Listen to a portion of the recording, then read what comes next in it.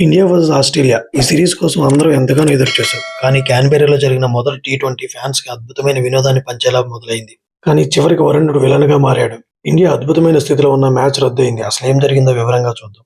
Toss గెలిచిన Australia captain Mitchell Marsh తనకు రొటీన్‌కి తగ్గట్టే మరో ఆలోచన లేకుండా బౌలింగ్ ఎంచుకున్నాడు.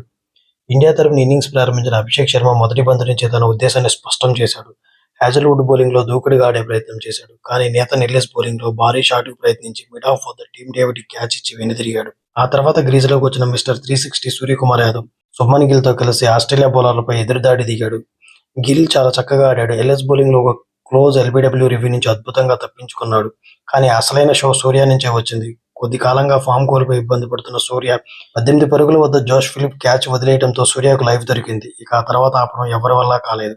ముఖ్యంగా నేథన్ ఎల్లిస్ ఓవర్లో సూర్య 2 ఫోర్లు మరియు ఒక అద్భుతమైన సిక్సర్తో చెలరేగిపోయాడు. ఇండియా కేవలం 9.4 ఓవర్లోనే ఒక వికెట్ నష్టానికి 97 పరుగులు చేసింది. స్కోర్ 200 దాటేలా కనిపించింది. గిల్ 37, సూర్య 39 పరుగులతో క్రీజులో ఉన్నారు. కానీ సరిగ్గా అప్పుడే వర్షం మళ్లీ మొదలైంది. అంతకుముందు వర్షం కారణంగా మ్యాచ్ను 18 ఓవర్స్‌కు కుదించారు. కానీ రెండోసారి వర్షం ఎంతకీ తగ్గకపోవడంతో అంపైర్లు చివరికి మ్యాచ్‌ను రద్దు చేస్తున్నట్లు ప్రకటించారు. సూర్య ఫామ్‌లోకి రావడం భారత అభిమానులకు సంతోషం కలిగించే విషయం. ఈ మ్యాచ్ ఇలా రద్దు కావడం నిరాశపరిచింది. 5 మ్యాచ్ల సిరీస్ మొదటి మ్యాచ్ వర్షార్పణం అయింది.